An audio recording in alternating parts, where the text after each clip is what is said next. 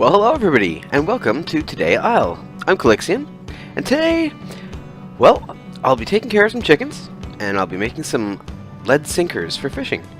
Speaking of fishing, this is my very unsuccessful journey to the lake the other day. Fishing for some bass in the kayak, and, well, this is the one that got away.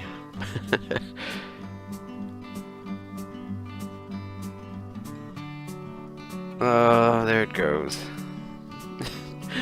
Darn. Well, you can't win them all. I'll go back and try again sometime soon.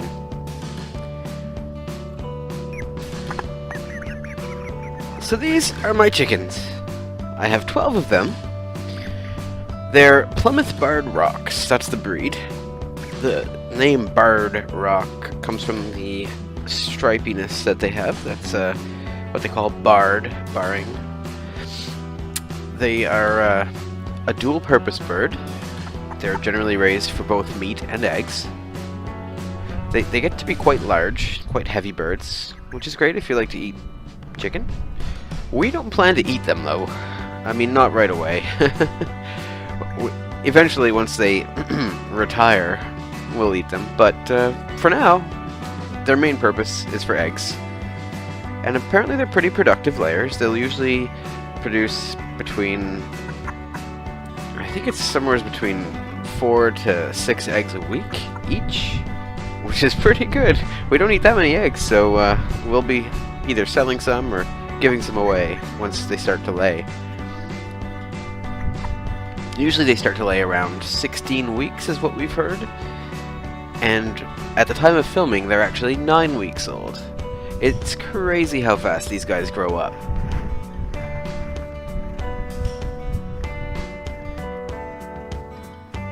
Most of them are hens. When we ordered them, they guaranteed 85% were going to be hens. And we think we have at least one rooster. There he is, right in the middle of the shot. If you see that he has he's leaving now, but more wattle development and a slightly larger comb than the rest. And his tail feathers are a little different. They're pointy.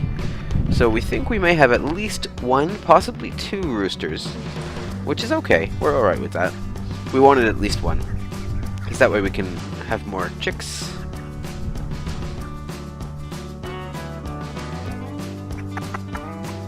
They're very curious, as you can see. Speaking of chicks, this is what they look like when they're 9 weeks old. But this is what they look like on the first day. A little different. They're discoordinated little fluff balls that, well, they require a little bit of work, you know. Let's not talk about pasty butt.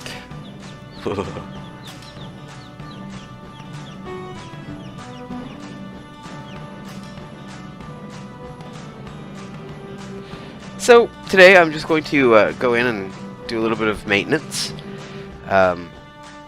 They like to get in your way when you're trying to do something. So here I am trying to shoo them out of the coop. They, even though my feeder is suspended from the ceiling, they still kick stuff into it. A lot of sawdust and some rocks and things like that. So I have to manually kind of clean it out.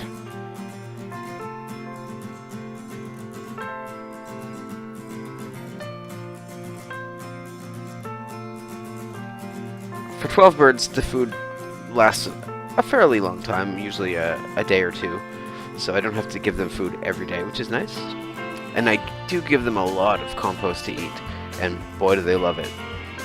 I'll go into a little more detail on that in a minute, but a little quick clean out of their food, and then I kind of put it up a little bit, because I'm about to put some more sawdust inside of their coop, and I don't want to get more sawdust in their food.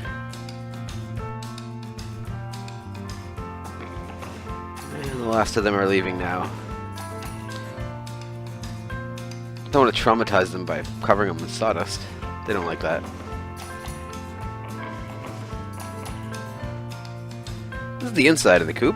Now, this coop is actually it's an old outhouse, but it's a historical outhouse. I mean, it's maybe 100 years old, so nobody wanted to tear it down. But hey, why not repurpose? They use these perches at night. That's where they all hang out.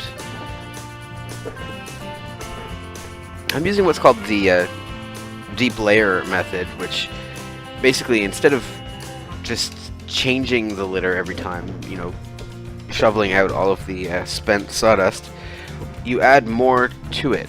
You basically lasagna layer it. And the decomposition over time of the wood chips, due to the high nitrogen content of the chicken's waste, it actually generates heat that will help them stay warm at night and throughout the winter. It also makes really good compost for the garden, so in the fall I'll probably do one switch out before winter comes, just to reclaim some of that goodness. And here's some food for the chickens.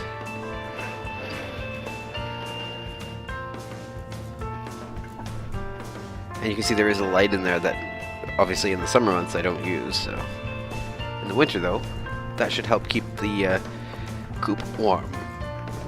Over there you can see my compost pile around the corner there. That's where they kind of are hanging out. Basically just kitchen scraps go in there, and grass clippings. They love grass clippings. As you can see, they devoured every speck of grass that was in their run. So any fresh greens that I can give them every day, I do.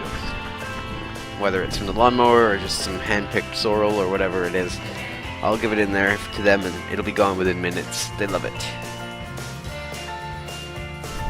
And of course, they turn the compost for me, so it's always rotating and it's becoming a nice thick pile of great material full of nitrogen. As that burns away, as I leave it there and let it sit, it's becoming more and more ready for fall when I'm going to take it and till it into my garden for next year. Can't beat free amendments.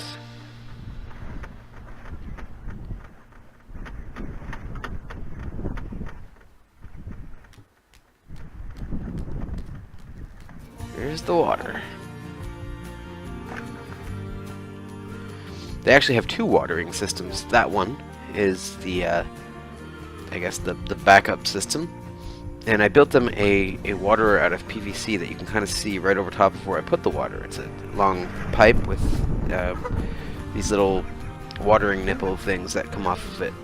And there's a bucket behind the coop that has the water in it.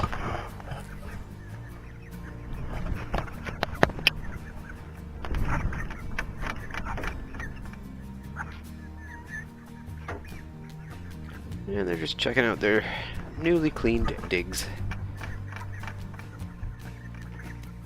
Plus I'm in the doorway, so they don't dare to go by. They're a little bit chicken.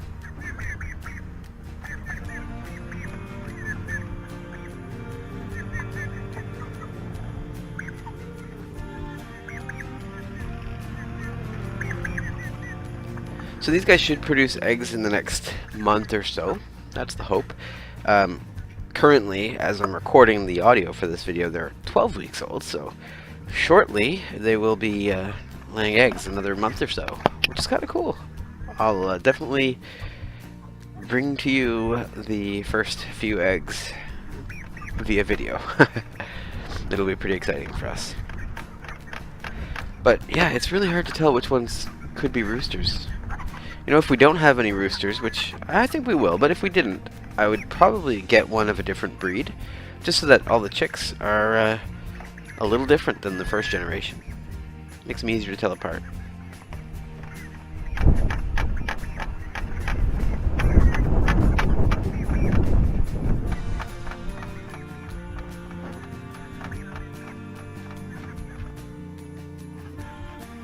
So next up, I'm going to make some, lead weight for fishing. I was out fishing for some pollock the other day, and I lost one of my lead weights. It doesn't happen often, but, you know, it happens. The monofilament that is part of the mackerel rig just kind of snapped, and boom, there goes my weight. So, I'm going to make a new one. I usually keep one or two as a spare, so I want to make sure I have a few spares. Pardon the mess in the garage. I haven't, or the barn. I haven't tidied it in a bit. I do a lot of different little projects, and well, it gets messy. So first, you take a piece of newspaper, you roll it into a cone, and stick it into some sand. This is sand from our shore. I just ripped it to size, but if you wanted to be a little more tidy, you could use scissors.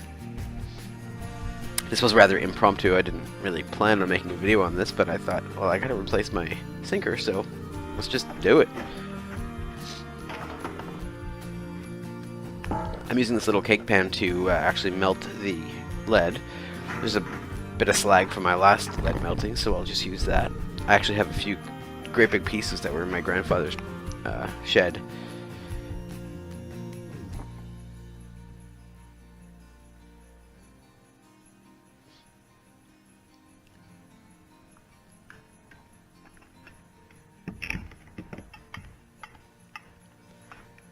It's better to have a little shallow pan that has a handle. This cake pan does not, but I have recently acquired one with a handle, so my future lead melting projects will involve a much safer apparatus.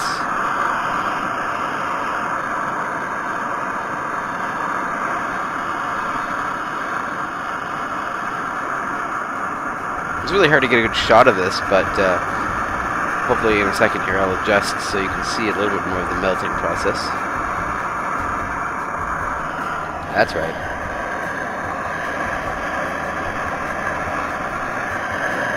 And I know there are better ways to do this, but this is just a quick and dirty, easy sinker method that I'm using.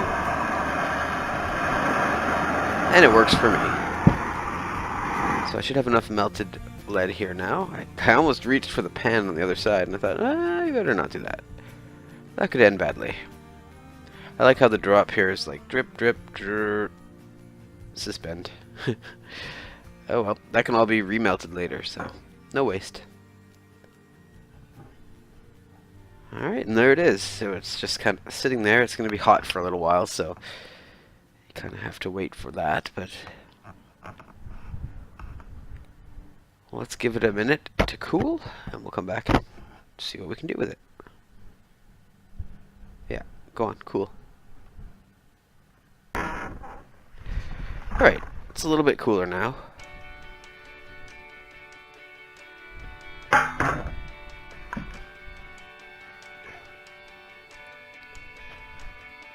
So we can unwrap it. Oftentimes the newspaper will stick to it, but that's okay.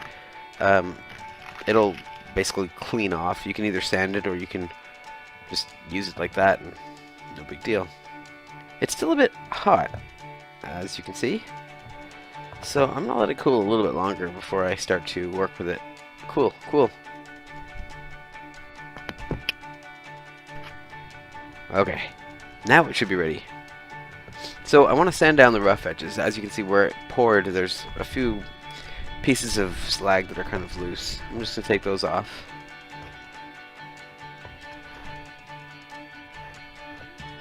And the shape was a bit too conical as well. So instead of leaving the long cone tail at the end, I'm just going to break that off.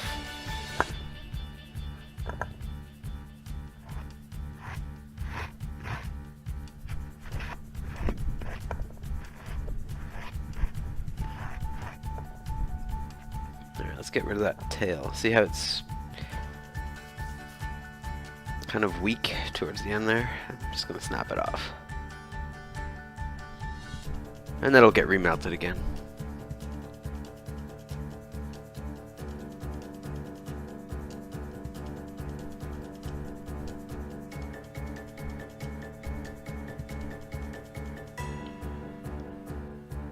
Hiya! Got it. Alright, next we need a hole. Basically the hole will hold the, I usually use 50-pound test line looped twice through the hole, just to give it a little something for the clip on the mackerel rigs to actually snap onto. And it's never been a problem. I've never had one break at that point. It usually breaks in the monofilament, so.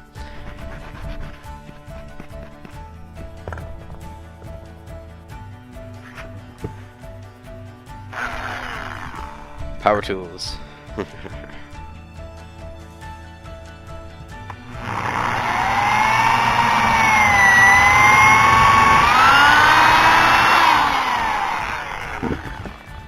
Now when you drill lead, you always get a lot of kind of fraying, a lot of the lead drill out pieces will sort of stick to it, so you kind of have to clean it up a little bit and then re-drill, because otherwise it'll be really hard to get some monofilament through there.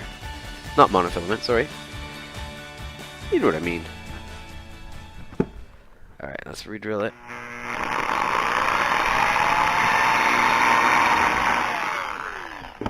Quick little hit of the sandpaper, and we'll be good to go.